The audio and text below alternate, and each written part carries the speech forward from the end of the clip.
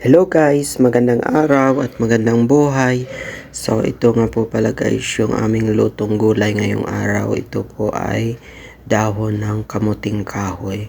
Ewan ko lang po kung kumakain kayo ng ganitong gulay guys. Ayan, madali lang po itong gawin. Ayan, bali murang talbos po ito ng kamuting kahoy. Ayan, nilagyan na rin po namin ng kaunting hipon para meron po siyang lasa guys. At saka nilagyan ng kaunting sili para meron siyang kaunting anghang. Ayan, patuyin lang po natin yung gata guys. Ganun lang po siya kadaling lutuin. So, ayan lang po guys at maraming salamat. Ayan, panoorin lang po hanggang sa matapos. Yun lang po. Bye-bye.